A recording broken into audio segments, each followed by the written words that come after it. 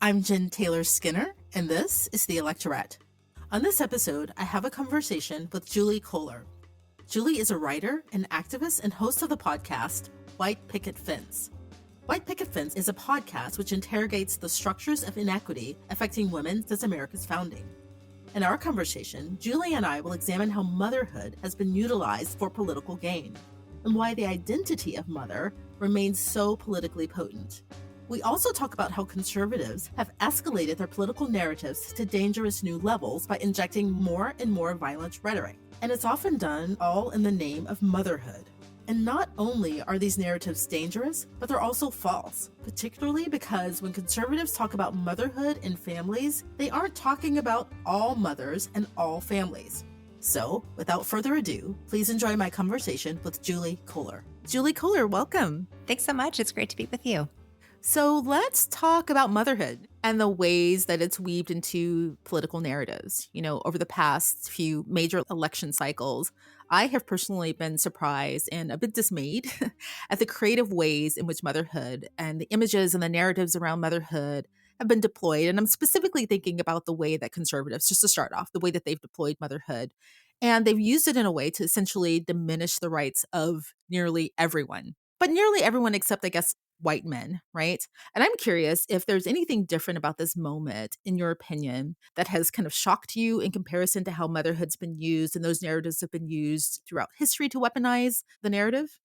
Yeah. Well, I think that they are pulling a play from a very old playbook. And so, on one level, no, I'm not surprised. This season on my podcast, which is called White Picket Fence, we really go into sort of the resurrection of this particular type of conservative, overwhelmingly white mothers organizing, as exemplified by groups like Moms for Liberty that have really been organizing in order to, dramatically restrict the curriculum in public schools, to erode LGBTQ rights, to whitewash history, so to speak, by banning books and really inverting sort of a narrative about greater diversity, equity, and inclusion in public schools into one that is somehow, that they claim is an assault on their parental rights. So we've seen that kind of conservative white mother organizing for really the better part of 60, 70 years. And we trace its origins in the podcast back into, kind of the early days of the conservative movement, where this emerging kind of mother in the 1950s, 1960s, white, middle class, in the suburbs, stay at home mother, kind of got professionalized as a housewife and got really played a really important role in the emergence of the modern day conservative movement. A lot of what they were organizing around at the time was really, they talked about it in terms of being anti communist and trying to weed out communism from their own communities and kind of being the eyes and ears, protecting their children from these subversive forces. But the rhetoric is eerily familiar to what we're hearing today. What they were actually organizing against was not, by and large, communism. It was more progressive forces in education. It was integration in public education. And so we're seeing sort of this white backlash movement that is once again resurgent at this moment, kind of using the veneer of motherhood in order to advance its aims. I think what is different now than, in the 1950s and 60s when sort of these suburban housewives were kind of Lisa McGurr, the historian from Harvard that we interview in one of the episodes, talks about them as suburban warriors. And I think is different this time around from back then is that in the 1950s and 60s, there was an authentic grassroots movement. And I think what we're seeing now with groups like Moms for Liberty, they've been able to tap into some frustration that I think a lot of parents felt in the wake of the pandemic with, all the responsibilities that have been heaped on our shoulders, and just the logistical challenges of parenting and managing school amidst school closures. But by and large, this is not a widespread grassroots movement. What it is a very, very savvy communications operation. And, Moms for Liberty has deep and extensive relationships with a lot of powerful conservative actors, both in the state of Florida, with their extensive relationships with Florida Governor Ron DeSantis and many in his administration, as well as nationally. We chronicle, for example, the extensive relationships and the ways that Moms for Liberty has benefited through their connections with the Leadership Institute, kind of a conservative training ground. A $30 million operation that's kind of the talent scout of the conservative movement, and has given Moms for Liberty all sorts of resources and trainings and access to conservative media megaphones. So I think, given kind of what these conservatives saw as the utility of deploying this veneer of motherhood and how that has worked for them in the past, they were able to organize what is today really more of an astroturf movement than an authentic grassroots movement, but been able to manipulate that very strategically in order to make it seem like a very powerful force in modern politics. I think one of the things that has surprised me when I think back on how this has been used historically is, currently it seems really violent to me and openly violent. You see people running for office who are posting photos, mothers carrying weapons of war. And I think that it was Sarah Palin who first popularized that phrase, mama bear, which I think is a really interesting phrase. All the while, of course, she was, hunting animals from her helicopter. I think Carrie Lake also used the phrase mama bear. And I think that that imagery is really interesting because they are kind of, in a way, giving permission to be violent in the name of protecting children, while the Conservative Party is kind of inventing the risks to children, right? Haven't seen it before used in these kind of legitimate political messages and ads, right? Like you see with Lauren Boebert, for instance, sending out postcards of herself carrying, again, these weapons of war. Is that something that we've seen before in the past? Well, I think you're right in that it has gotten more and more violent, the imagery and actually the tactics too. We in the first episode of this season of the podcast, we interview a school board member in Brevard County, Florida, Jennifer Jenkins. And she says she apologizes to America because when she was elected to school board in 2020, the woman she defeated, Tina Deskovich, who was an incumbent school board member in Brevard County, Florida, she then went on to to be one of the co-founders of Moms for Liberty in the wake of her defeat. But what Jennifer Jenkins experienced after winning election is really frightening and harrowing. I mean, what their tactics that they originally deployed. Both were, kind of the tactics that we saw nationally when this was first kind of emerging, right? The disruption at school board meetings, the harassment of school board members, just the, kind of the chaos and the, and making these and just being these loud kind of abusive voices. But she experienced very extreme personal harassment, members of the community showing up on her yard, brandishing weapons in her neighborhood, filing false allegations of child abuse with the Department of Children and Families. And she finally spoke out publicly about the tremendously extreme harassment and abuse that she was experiencing. And some of that quieted down in the wake of her going public. But I think we are entering a period of time where I think political violence is becoming more and more common and more mainstream, especially among the right wing, the political right in our country, and using this imagery of mothers and mama bears or Sarah Palin's mama grizzlies, that imagery to justify political violence, I think is something that is new and is extremely disturbing and is something that we have to really fight to reclaim pretty aggressively to be able to say, this is not what motherhood means to me. This is not a vision of motherhood that I agree with or I endorse. I believe that the vast majority of people in this country and the vast majority of mothers in this country, while we may feel passionately protective of our children, we do not endorse the violent, abusive, harassing images or behavior that we've seen deployed by the right. Right. I do feel passionately protective of my children. I've never attacked anyone. Mhm. It's just so aberrant to me. Anyway, you know, I think that we can trace this recent escalation because I think there has been a really sharp escalation over the past, Yeah. 5 years. Back to the 2016 campaign. Actually, even before the 2016 election, there was Pizzagate, where, this person went into this pizza place based on these conspiracy theories that children were being abused.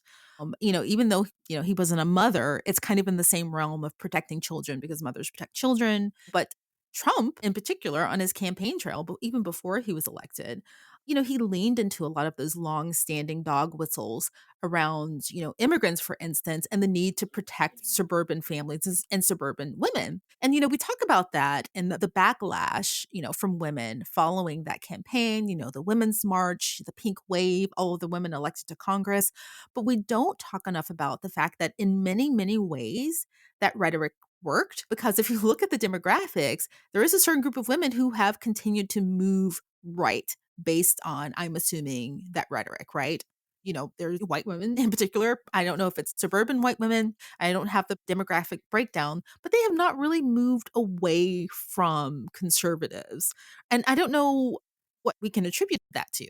Yeah, well, I think there's been several factors that have really contributed to the ongoing split that we see among white women's voting patterns. I mean, I think overall the data show that kind of white women remain slightly Republican in their political leanings on average with, pretty meaningful distinctions based on several factors, based on age, based on marital status, based on area of the country, with rural white women being the most conservative block of white women voters, based on educational level, based on religion. So we do see, different differences within different subgroups. But yeah, overall, we've seen kind of a narrow majority of white women favoring Republican candidates.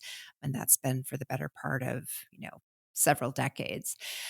I think that what has happened to escalate this are, a number of really concerning forces that have, converged. One is the rapid spread of disinformation and misinformation online.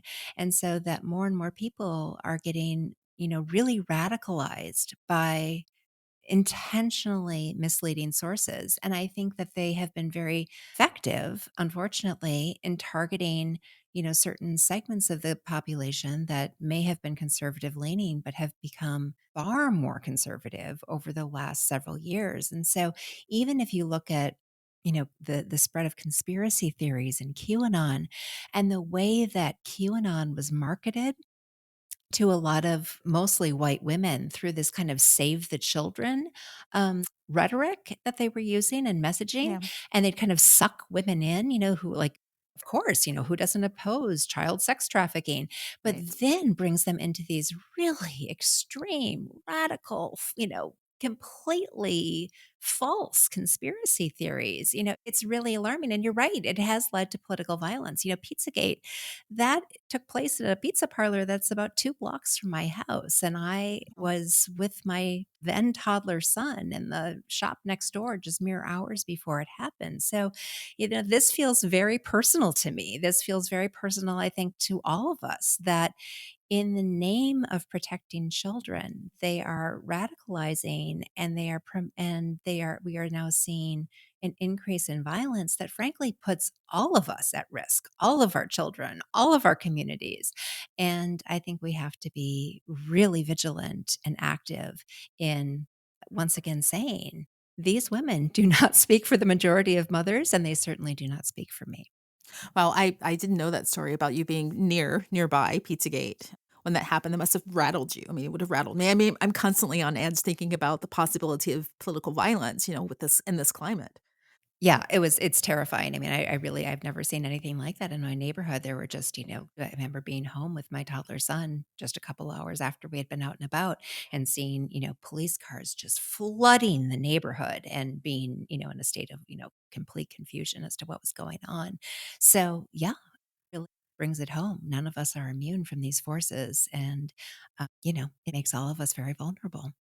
Speaking of misinformation and disinformation around child sex trafficking, I think there's a link there to something else I think that is new for me in this messaging are the attacks on the LGBTQ community and the trans community.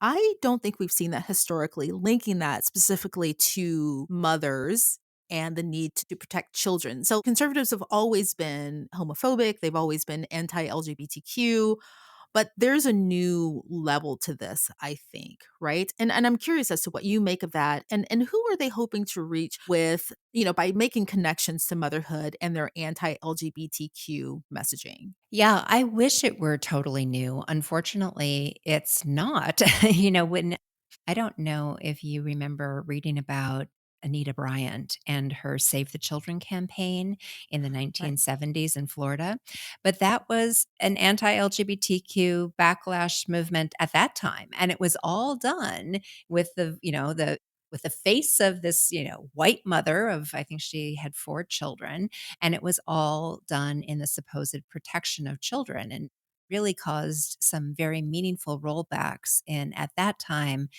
mostly anti-gay rights, but now has been morphed into mostly anti-trans, but really a broad assault on LGBTQ rights. So again, I don't think it's a new tactic, but I would say the cruelty of the current legislation is really striking. And it is such a contrast from where we have been going in terms of greater acceptance of LGBTQ rights in this country over the last really, several decades, that it is just, I think for many of us, it is really alarming and shocking to see this come back with such a vengeance. But unfortunately, they are able to build on some history of that kind of activism being done with sort of the same rhetoric and with sort of, again, the face of white motherhood really being the justification for the cruel legislation. No, you're absolutely right. What am I thinking? That that piece of it isn't new. I think what is possibly different is, the attacks on the trans community in that they're also saying what's at risk are, children who are trans, right? This kind of gaslighting saying that, those children are at risk as well Yeah. when they aren't, right? So it's a new layer of scare tactics. Exactly, exactly. I agree with you completely.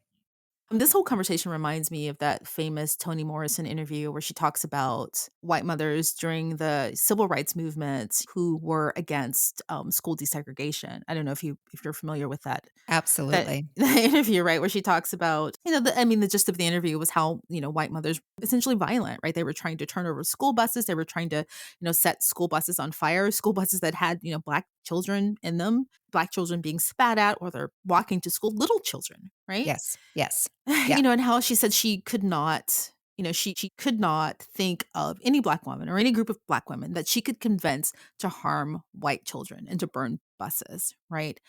And I was watching that again last night when I was thinking about our conversation, and I don't have any easy answer for why that is, right? Like why white mothers are such a perfect vector for political weaponization.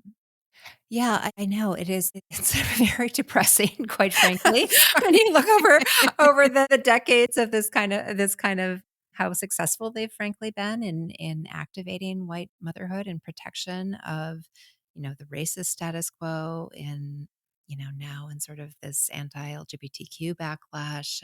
And I mean, I think it really comes down to I guess it's as simple as just how powerful that desire to protect racial privilege can be, unfortunately, and still is, or, privilege based on, any number of factors, right? Sexual orientation, gender identity, race, etc. And, you know, it's just really something, I guess, to see something that's such an inadequate word. It's really frightening to see that the use of parental rights being kind of the way that they try to encourage this form of activism, because of course the question is whose rights, and it's really sort of the most extreme example of white fragility, right? I will fight to protect the right of myself not to feel in any way uncomfortable, even if it means,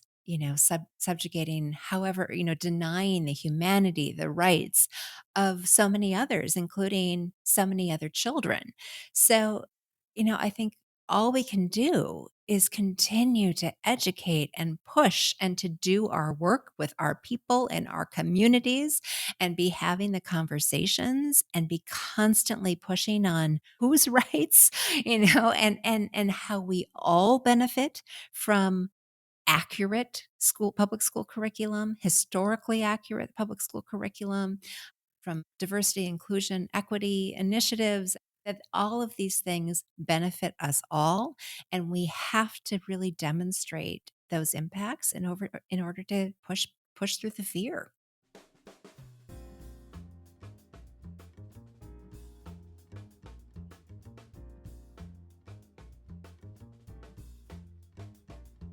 Yeah. So I will move on to some of the good things that are happening. Yes. But Good. Okay, but I'll say good. this. I just want to comment on this last thing that you said, that, just piggyback on this piece of the conversation, is that you hinted at the fact that, there are other mothers, like those children on those school buses, they have mothers. Yes. There are Black mothers or Latino mothers or Asian mothers or other mothers out there, but when conservatives say mother, they don't mean those women, That's right? right. So I'll just close on that. But That's right. so some of the good things, right? Because, activism and motherhood can be used for good. And I'm curious as to what ways have you seen that in the past, over the past few years during the Biden administration. I know he's signed some really positive bills into law. The Pregnant Workers Fairness Act, which I think goes into effect this summer. And Yeah. there's another one. What do you take? What's your take? Well, yes. And so this is where we do a bit of a pivot in our season of the podcast and say that just as motherhood has been weaponized in some really destructive ways, motherhood has also been a political force for greater justice throughout history. And, we have, for example, most of our social safety net in this country, or much of our social safety net, was the result of a lot of mothers, women and mothers' political activism in the progressive era. We continue to see that. And, I think it is no coincidence that we see this backlash movement, the Moms for Liberty type groups, coming up in the wake of the pandemic, when there was such a huge mobilization of mothers and women on behalf of what was called, all the kind of care economy policies that went into, was at that time called the Build Back Better Act. Eventually, unfortunately, they did not make it into the Inflation Reduction Act, but that activism has not gone away for things like greater public investment in childcare, for paid family and medical leave, for an expanded child tax credit that had an enormous effect in reducing child poverty and making family life easier for the vast majority of American families. So we are seeing, and then frankly, in the movement against gun violence and against police violence and the use of violence by both police and really on behalf of the state, especially in communities of color and especially in Black communities. So, from anything from Moms Demand Action to the mothers of the movement whose children have been victims of police violence but have refused to let their children's deaths, go in vain, and have broken through and, brought massive new public awareness of this problem. And, and we're starting to see some more energy around addressing them. And so, there's been just an incredibly long and robust history of women being motivated through their identities as mothers and tapping into that as a source of activism and as a way to really advance justice. And I have no doubt that that will continue. I think what we have to work at on the progressive side is, frankly, ensuring that we center the most marginalized mothers in that activism. Because when we do, we see solutions that actually benefit all of us. And unfortunately, and this will probably not be a surprise to you or any of your listeners, the progressive movement over time has had to deal with race and class and discrimination that have plagued society as a whole. So, progressive mothers, especially white progressive mothers, have not been immune from that either. But when we have solutions that really have been um, developed by and being driven by those mothers who have been most marginalized, we really see solutions that will make our society vastly better for all families. And so we interview many of those activists this season on the podcast as well, groups like Mothering Justice in Detroit that have a really, a truly encompassing mama's agenda that is centered in Black communities and other communities of color in Detroit, and has really grown statewide and now is expanding nationally. And when we focus on uplifting that kind of activism, I really think the potential of what we can accomplish is really endless. Right. And, I'm so glad you mentioned Moms Demand Action, right? That's been one of my, one Mhm. of my favorite groups. And, Shannon Watts and the incredible work that she's done. Can't forget that. And also Lucy McBath, right? Exactly. Lucy McBath, her son was killed by a gun violence, and she became an activist, and now she's in Congress. So that's a way that motherhood can be deployed for good. And then you mentioned paid leave. If you'd asked me 10 years ago, that was not kind of a household concept. That was not a part of our daily political debate, right? Thinking about paid leave broadly. And of course, we can't forget the work that Vice President Kamala Harris has done on trying to reduce maternal mortality and morbidity, and to protect Black mothers from medical bias. So all of these things are positive, and they've kind of been born out of the positive narratives around motherhood that unfortunately right now only Democrats and progressives are using. Yeah, that's right. That's right. So I think that there's lots of possibility and lots of potential. And I think one of what I think is really important about this strand of mothers activism is that these activists are refusing to cede the identity and cede the ground of motherhood to the right? Like, I mean, to be able to say, I am also a mother, and my identity of motherhood makes me want to advocate for solutions that will help all children and all families, not just my own child. So I think that that is really important to have in the public view. I think one of the things that we do have to grapple with on the left, on the political left, is who does that exclude? And by centering motherhood in our political discourse, does it send a message that women sort of have the right to political agency only through their motherhood identities? And look, I don't think that there's kind of a right or wrong answer to this. I think it is both useful, and there are ways that it can probably encourage a form of biological essentialism that isn't terribly helpful. So I think what we have to just be really clear about is being very intentional in how we deploy it, and be intentional and inclusive, to be also saying that it's not only moms, many of us as moms really do care about gun violence and its corrosive effects on our communities, but you don't have to be a mom in order to be concerned about gun No. violence in our country. And so, although it's great to sort of tap into that identity in order to build a base of people who are willing to take action. I think we also need to be finding ways, and I think Shannon's been very intentional about this and building alliances with other folks who care a lot about these issues.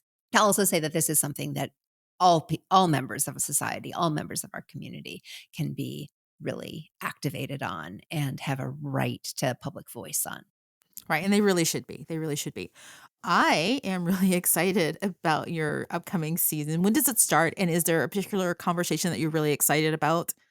Yeah. Oh, there's so many that I'm really excited about. So we launched on International Women's Day, March 8th, with the first episode, and new episodes are dropping weekly every Wednesday. I can't pick a favorite. We I talked know. to Shannon. We talked to Shannon Watts, who's amazing. We talked to Danielle Atkinson from Mothering Justice. We talked to so many inspiring activists who are using that identity for good. And we also talked to, a lot of folks who had unique insights into the ways that motherhood is being weaponized. So we spoke to Jennifer Jenkins, the school board member in Brevard County, Florida, who I referenced earlier. We spoke to Representative Michelle Rayner, who is the first openly queer Black woman state legislator in the state of Florida and is on the front lines of fighting back against this extremist agenda that Moms for Liberty has partnered with Florida Governor Ron DeSantis and his Republican supermajority in the legislature to advance. And, I think she really had some great inspirational words, like she said to all of us, like, I get it. This is fatiguing, right? This is really hard. But if she can be in the position that she is in a Democratic minority in the Florida state legislature and still be carrying out the fight, then all of us can be in this fight. And I think it was a great reminder, once again, that they are counting on a majority in this country becoming fatigued. And we just simply cannot let that happen. We cannot let the loudest, the most extreme, the most aggressive, the most violent voices prevail. We need to mobilize what is indeed, I believe, a real majority in this country to be able to advance a very different agenda and to be able to evoke a very different image of motherhood in support of that agenda. Wow. I am very excited to catch up on your episodes. Wow. You're so right. We can't stop. Well, Julie Kohler, thank you so much for joining me. It's always a pleasure talking to you. And again, I have to catch up on your episodes. So thank you again. Oh, thanks so much, Jen. It's always great being with you.